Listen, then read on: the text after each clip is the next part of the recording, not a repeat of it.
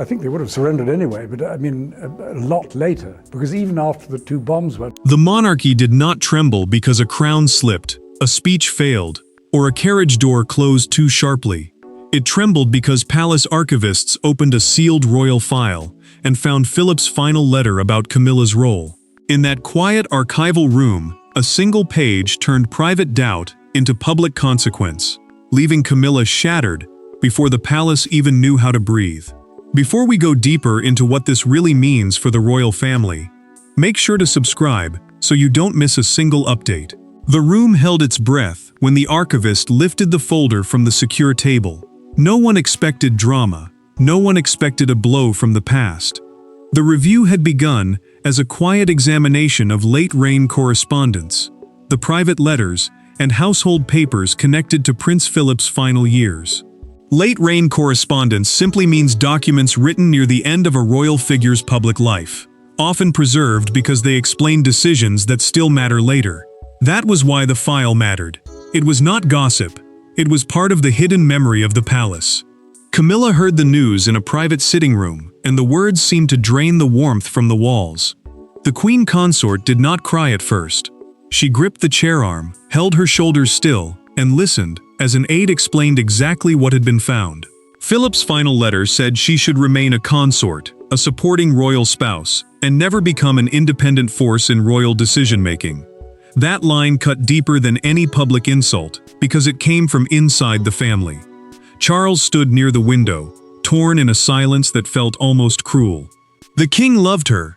The monarch had defended her through years of judgment, headlines, and whispers. Yet now his father's handwriting sat between them like a command he could not easily defy. The letter was attached to a sealed memorandum, a formal note kept for palace governance review after Philip's death. Palace governance means the internal rules and decision channels that keep royal authority controlled, especially when personal relationships threaten to blur official power. Camilla finally looked up when the aide mentioned the second note. Her face changed. The note warned of future confusion around authority, and the phrase made the room feel smaller. Philip had not merely doubted her. He had imagined this exact danger before it arrived. Somewhere beyond that room, William was being informed that the discovery could affect her role permanently for years to come. And as Camilla sat frozen in the silence, the next question became even more dangerous. Who inside the family would be forced to stand against her? A royal document is never just ink on paper. It becomes a mirror. For Camilla, it reflected rejection. For Charles, it reflected a father's shadow. For William, it reflected duty arriving at the worst possible hour. And for the palace, it revealed that Philip's final warning had not simply survived in a file. It had waited for the exact moment power became personal. Charles read the letter alone first, not in front of a committee, not surrounded by advisors, alone, with the silence pressing against him like judgment. The king had spent years building a wall of protection around Camilla, shielding her from old wounds, public resentment, and the cruel memory of battles that had never fully ended. Her position rested on dignity, symbolism, and the belief that once she stood beside him, the monarchy would finally accept her place without question. But Philip's words struck at the one thing Charles could not easily defend: the hidden difference between being loved by the monarch and being trusted with royal authority. Camilla had faced criticism before, but this felt different. Public anger could be dismissed as noise. Newspaper attacks could fade by morning. Even palace whispers could be endured if Charles remained firm beside her. But Philip's private judgment came from within the bloodline itself, and that made it almost impossible to answer. The queen consort felt exposed because the letter did not accuse her loudly. It limited her quietly. It said she could stand near the crown, but not reach into the machinery behind it. That single distinction changed the emotional weight of everything she had believed she had earned. Charles set the page down and stared at Philip's signature. The name at the bottom carried the force of a man who had spent a lifetime guarding the monarchy from emotional storms. For the king, it was not just his father's handwriting. It was his father's final pressure. To reject it would look personal. To accept it would wound Camilla. And between those two impossible choices, the monarch said nothing, because silence was the only answer that did not immediately break someone. Then the archivists delivered the detail that turned unease into alarm. The letter had been deliberately preserved, not lost among routine papers or forgotten in a dusty bundle. It had been placed where future palace officials would find it if Camilla's role ever became unclear or expanded. A note in the margin sharpened the warning further. Philip had not written in anger, he had written in preparation. That was why William was brought in. The prince was not summoned as a rival, but as the future king responsible for constitutional stability, the careful balance that keeps personal affection from becoming private power. When William asked for a private briefing, the palace understood the discovery had crossed a line. It was no longer a memory from Philip's final years.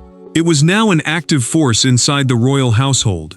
But before William could decide what duty demanded, the family had to return to the moment Philip first saw the danger forming.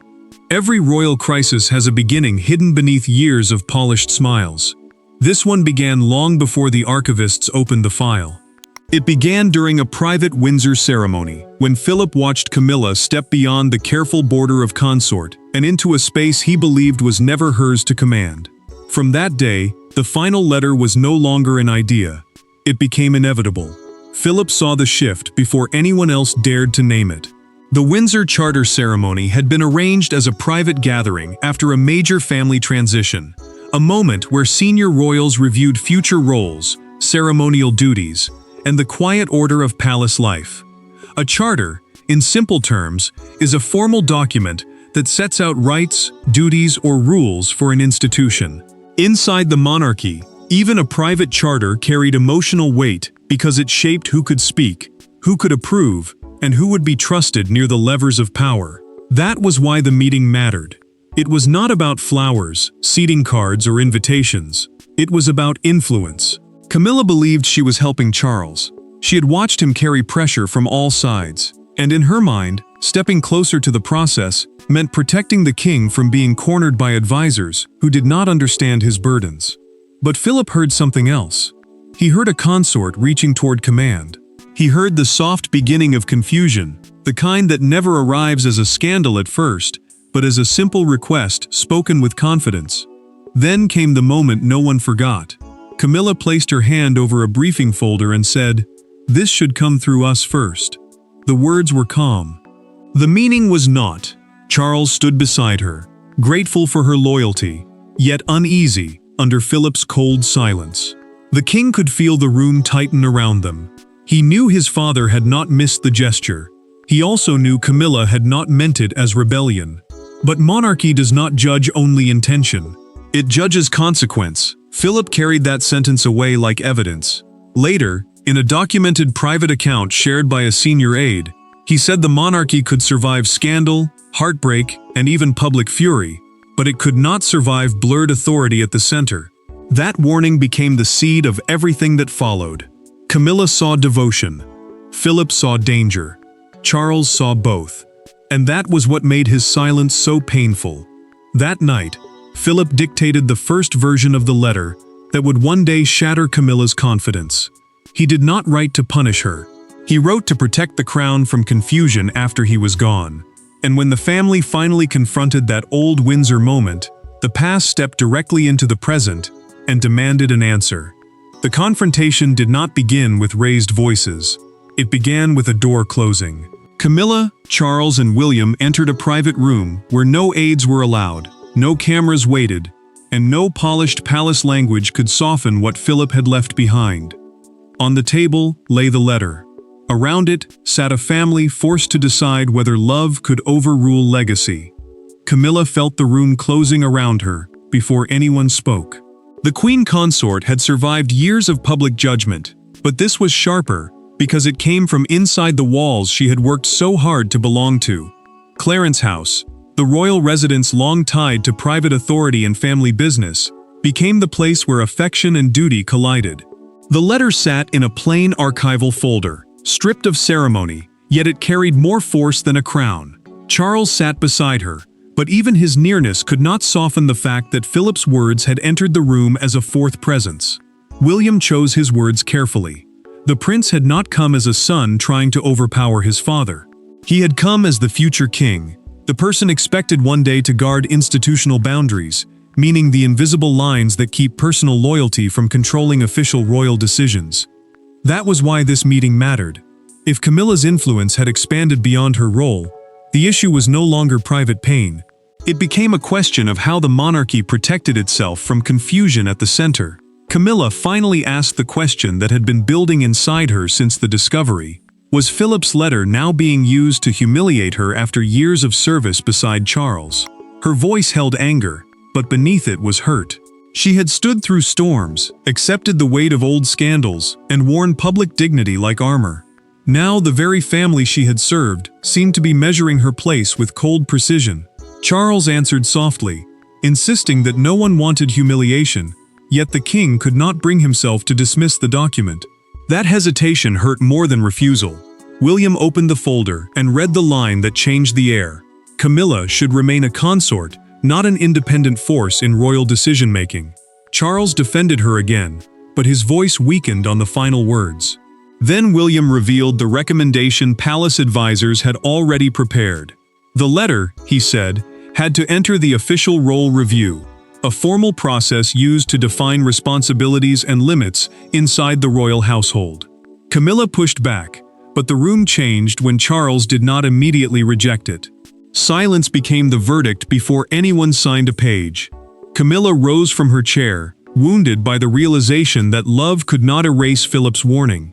Charles looked at William, and William did not look away. Then the prince said the sentence that made retreat impossible. This cannot be buried. And once William refused silence, the real power behind the decision moved from family feeling to palace machinery. Power inside the monarchy rarely announces itself.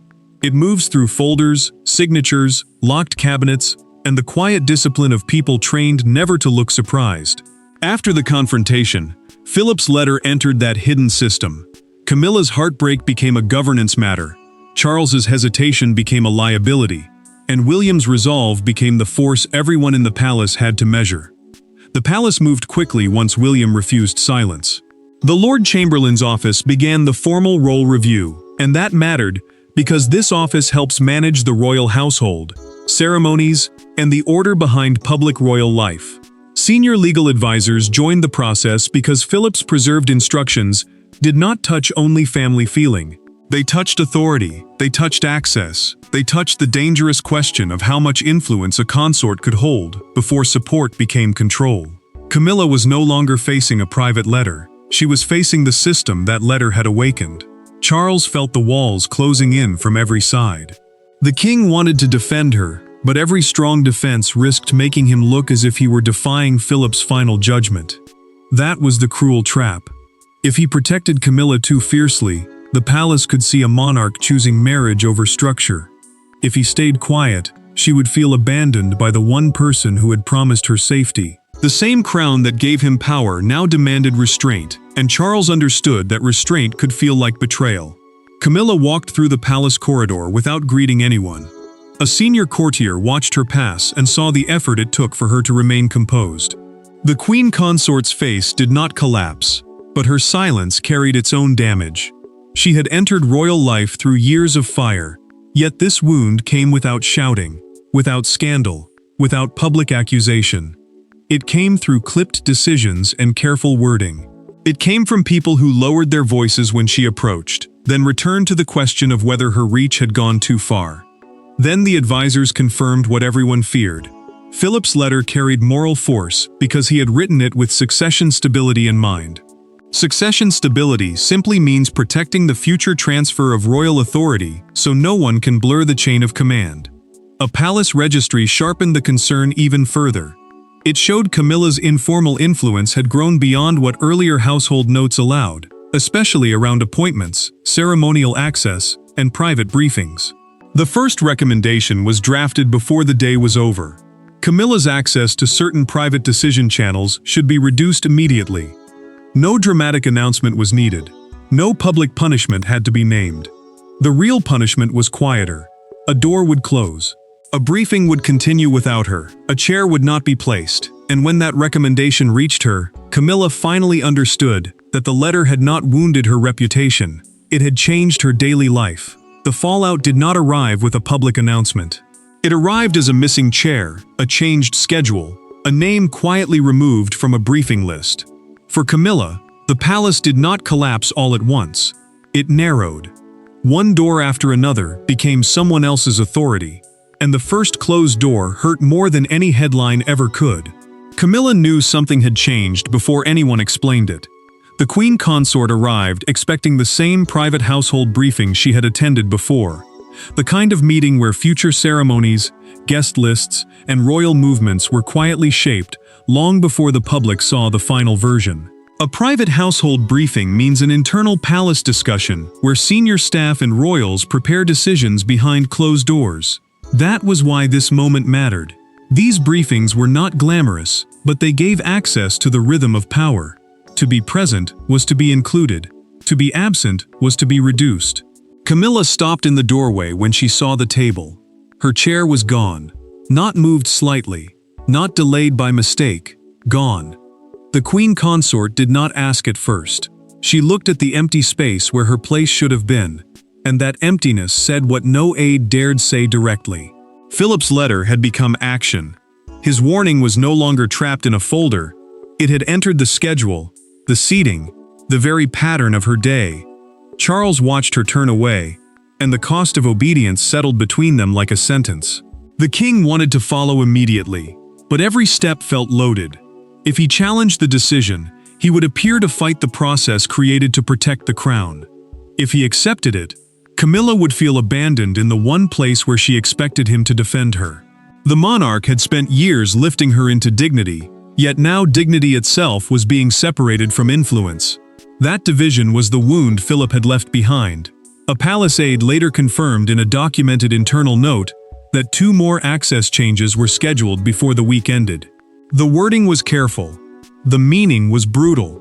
Camilla would be removed from select future ceremonial planning discussions, and her name would no longer appear on certain private briefing lists. The change was described as procedural, but no one inside the household believed it was ordinary. Everyone understood where it came from. William refused to reverse it. The prince stated that the monarchy could not be governed by emotional exceptions, not even for someone Charles loved. His words carried no triumph, only hard restraint. Camilla heard enough to understand the new reality. She withdrew to a private room, carrying the shock in silence, and Charles followed her at last. And behind that closed door, away from advisors and protocol, the fracture finally became human. For the first time since the letter surfaced, there were no officials between them. No courtiers, no archivists, no future king waiting outside with a folder. Just Charles and Camilla in a room heavy with years of loyalty, sacrifice, and resentment. What followed was not a battle for authority. It was a marriage facing the one judgment neither of them could escape. Camilla did not begin with anger. She began with exhaustion. The queen consort had carried herself through the first closed door, through the missing chair, through the cold wording of palace procedure. But once she was alone with Charles, the strength that had held her together finally cracked. Philip's letter was no longer on the table, yet it felt present in every pause between them.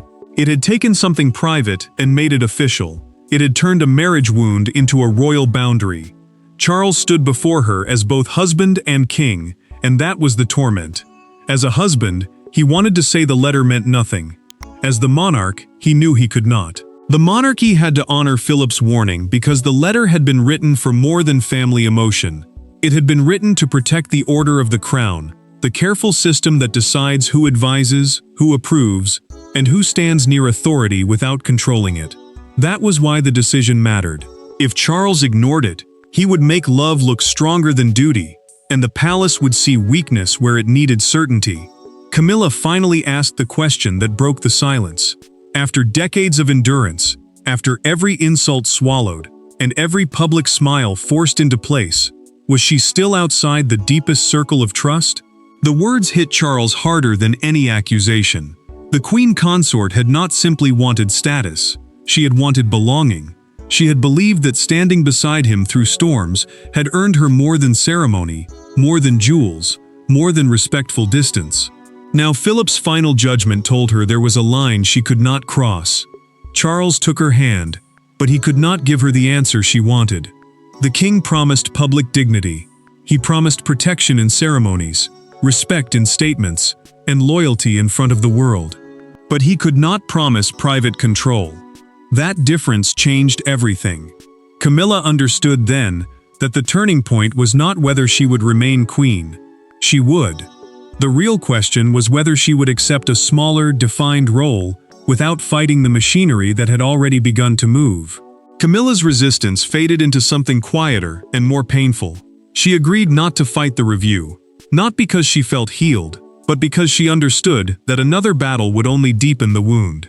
Charles remained beside her, yet both knew the palace now had to explain the shift beyond its walls. And when the first signs of that shift reached the public, Britain saw one image that turned palace silence into national conversation. By morning, the story no longer belonged only to the palace. It belonged to every breakfast table, every studio panel, every passerby staring at the gates of Buckingham Palace. The monarchy had tried to move carefully, but the image was impossible to contain. Camilla, once protected by silence, now defined by Philip's final warning from beyond the grave. Camilla heard the first broadcast before the palace statement had finished moving through official channels. The queen consort sat in a private room while the words rolled across the country with a force no advisor could soften. The palace had released a controlled statement saying consort responsibilities were being clarified after an archival review. A consort, in simple terms, is the spouse of a reigning monarch who supports the crown but does not hold the same ruling authority. That explanation should have made the announcement sound ordinary. It did not. Everyone understood what clarified really meant. Camilla's influence had been reduced. The broadcaster's voice stayed calm, but the meaning was brutal. Philip's letter had not been named in full, yet its shadow sat over every sentence. The public heard the careful language and translated it instantly. This was not a schedule adjustment. This was not routine housekeeping. This was the monarchy drawing a line around the queen consort in front of the nation, saying without saying it that support was permitted, but control was not. Camilla reached for the remote and turned the television off before the broadcaster finished speaking. Silence felt kinder than hearing her role explained by strangers. William felt no triumph when the coverage spread. The prince knew the decision had reshaped his father's household, and that knowledge carried its own weight. He had protected the institution, but protection had come at a human cost. Charles would feel it. Camilla would carry it. The palace would survive it. That was the terrible balance of monarchy. The crown could be steadied while the people beneath it suffered. Then the front page appeared, and the story hardened into history. One fictional newspaper carried the stark headline, Philip's final line, consort, not command. Those 6 words struck harder than any official explanation. They gave the public a simple frame for a deeply private wound.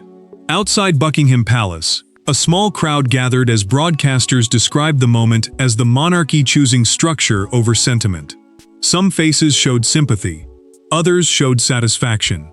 But everyone understood that something had shifted. The palace watched the reaction with growing urgency.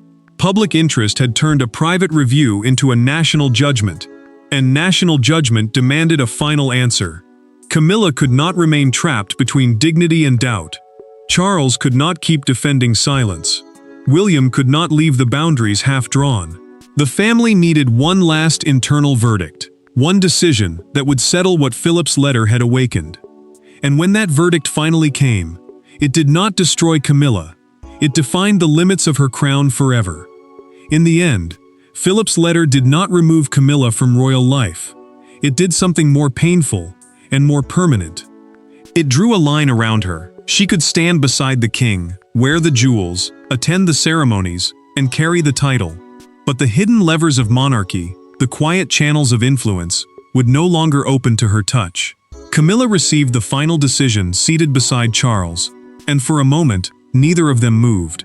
The queen held her expression steady, but her hand rested motionless over the page, as if even touching the verdict made it harder to accept. The final palace decision confirmed she would remain queen in public dignity, meaning she would still appear beside the monarch, attend state occasions, and carry the ceremonial respect of her position. Yet her private advisory reach would be formally narrowed, and that was where the real wound lived. Public honor remained. Private power slipped away. Charles understood the cruelty of that difference. The king had fought for Camilla's place in royal life, but now the crown demanded a limit he could not undo. Philip's letter was placed into the official archival record, a permanent palace collection where important royal papers are preserved for future reference. That mattered, because the letter was no longer just a private warning from father to son. It became the guiding document behind the role clarification, the written reason palace officials could point to whenever anyone asked why the Queen's influence had changed. William signed the implementation notes with restraint, not victory. The prince knew some would read the decision as a punishment, but inside the palace, it carried a colder purpose. Implementation notes are the practical instructions that turn a decision into action, telling staff what must change in briefings, access lists, and ceremonial planning. For William, the signature declared that the crown must have boundaries, even when those boundaries hurt people he knew. He did not move against Camilla to shame her. He moved to stop confusion before it could become custom. Order returned quietly, and that quiet made the verdict feel even heavier. Briefings were restructured. Ceremonial access was defined. Informal influence ended without a shouted command or public humiliation. Charles accepted the outcome with visible sorrow, understanding that Philip's final authority had entered his own reign. The king had gained stability, but he had watched the woman beside him lose the illusion that devotion could become command. Camilla remained crowned, but the hidden corridors of decision now closed before her. Camilla's shattering became the monarchy's correction. The queen kept companionship, dignity, and place, but not the deeper control she had once believed years of loyalty might earn. Philip's final letter did not erase her, it fixed her. It told the palace that love could stand beside the throne, but it could not steer it. There is no further door to open after this. Philip's final letter has spoken. Camilla's role has been fixed, and the monarchy moves forward with a colder but clearer truth. Thanks for watching. Please don't forget to like and subscribe, and we will see you in next one.